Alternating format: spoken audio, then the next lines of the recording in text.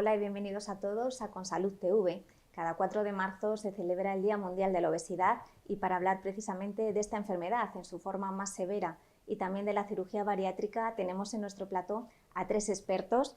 Uno de ellos es el doctor Pablo Torres, Medical Affairs Lead de Johnson & Johnson MedTech España. También la doctora Débora Zingándara, especialista de área en cirugía bariátrica y endocrina en el Hospital Universitario de Fuenlabrada. Y el doctor Amador García Ruiz de Gordejuela, cirujano general en el Hospital Universitario de Donostia y presidente de la Sociedad Española de Cirugía de la Obesidad. Bienvenidos a los 3. Muchas gracias. Pues muchísimas gracias por estar aquí con nosotros. Y para empezar quería que nos contarais cuál es la situación actual de la obesidad en nuestro país, tanto a nivel general como también de la obesidad severa. Por ejemplo, Pablo.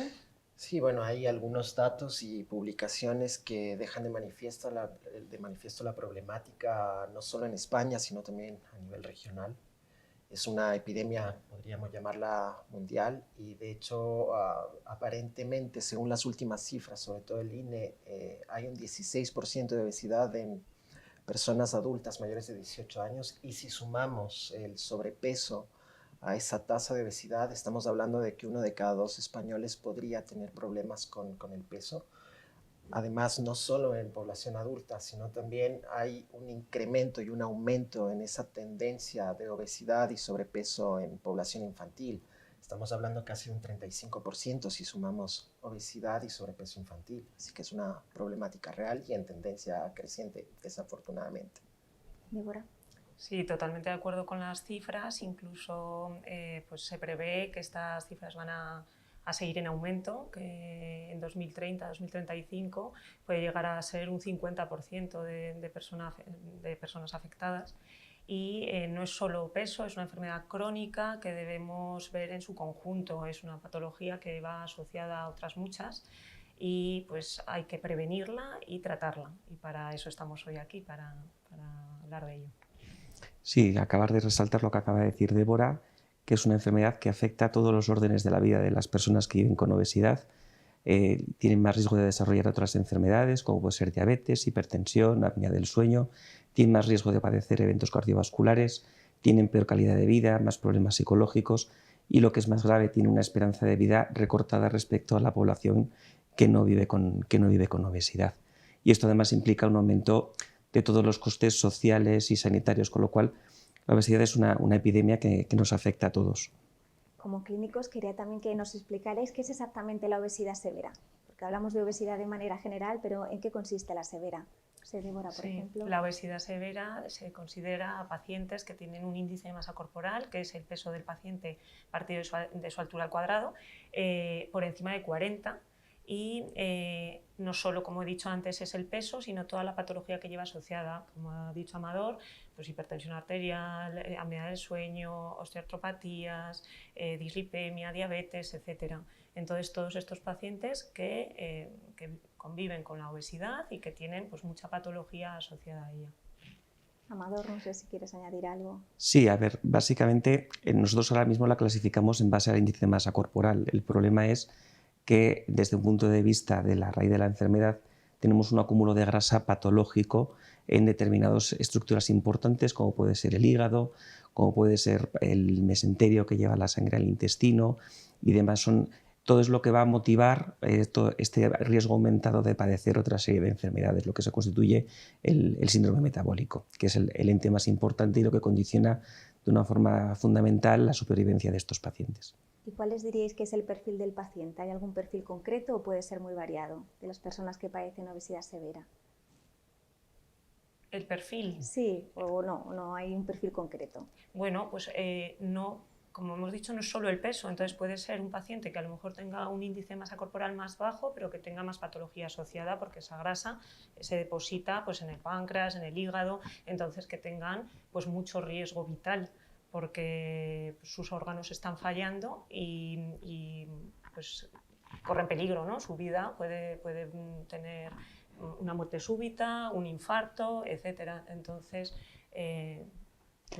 podemos definir un perfil del paciente que nos llega a nosotros a la consulta, pero este ya es un paciente que ha pasado muchos filtros. El problema que tiene la obesidad es que afecta a todos los estratos principalmente a personas con bajo nivel económico, con peores estudios, es donde más acumula el exceso de peso.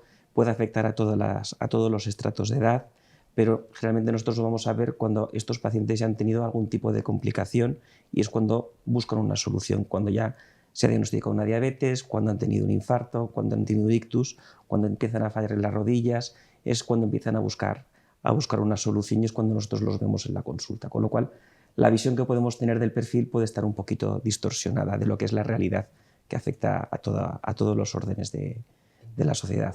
Incluso, si me permites, hay una reciente publicación de una alianza entre sociedades científicas y asociaciones de pacientes, donde el mismo paciente con obesidad tiene una autopercepción que puede ser bastante diferente a este cálculo bastante preciso del índice de masa corporal, y además es una persona que tiene un impacto en todos los estamentos de su vida, empezando porque un 77%, según esta muestra, pues no tiene una actividad física o no le permite la obesidad tener una actividad física, entre otros elementos tan sencillos como vestimenta, incluso actividades tan simples como caminar 1 o 2 cuadras, manzanas en su día a día. Justo aprovecho, Pablo, que comentas esto, porque este informe también quería hablar un poco para que me hicieras una valoración, porque es verdad que hay datos un poquito sorprendentes. Uno de ellos que tengo aquí apuntado, cuando preguntan por la definición de obesidad, solo un 42% de los encuestados lo considera como enfermedad. Eso también parece que es un reto que quede pendiente. Quería que me valorarais este informe o qué datos consideráis que son más destacables de él. Por ejemplo, sí, Débora. Sí, a mí me ha llamado mucho la atención, efectivamente, que más del 50% de los pacientes, de las personas que conviven con la obesidad, eso no lo consideran una enfermedad crónica. La percepción de la complejidad de la obesidad, pues no está, ni el propio paciente la conoce bien. Luego también consideran que hay mucha dificultad para llegar a un profesional que se encargue de esta enfermedad, dificultad para las pruebas preoperatorias o para las pruebas diagnósticas. No sé, hay un montón de puntos que creo que son muy mejorables, ¿no? A ver, básicamente vienen a traducir un tema que está muy en boga últimamente, que es el estigma de obesidad. El primer estigma viene del propio paciente, que no se reconoce como una persona enferma, una persona que padece una enfermedad, pero luego se continúa con los demás, incluso con los profesionales sanitarios, que no reconocen esta obesidad como una enfermedad del paciente, sino que autoinculpan al paciente del problema que padecen. Y esto hace que ya desde los estamentos sanitarios, en muchos aspectos, sea difícil que estas personas entren dentro de una herramienta terapéutica, como puede ser el cambio de hábitos de vida, como puede ser la visita por los especialistas pertinentes. Esto es un tema que este año, tanto la SECO como otras sociedades científicas, nos hemos planteado como un punto a trabajar, un punto importante, el cambiar el estigma. Y una de las principales herramientas es dar más formación, no solamente a los pacientes, sino también a los propios profesionales, de que la obesidad no es una culpabilidad del paciente, no es una responsabilidad del paciente, es una enfermedad que padecen las personas. Y hablando también de lo que es el abordaje que habéis comentado los tres, quería precisamente referirme a él, un poco para que me contéis cuál suele ser el abordaje frecuente. ¿Suelen entrar por primaria, directamente se van al endocrino? No sé, un poquito contadme cómo es ese abordaje desde que el paciente va a una primera consulta. Por ejemplo, Amador. Sí. Pues hay diferentes vías de entrada de los pacientes al tratamiento de la obesidad. El más común y el más habitual suele ser a través de la atención primaria.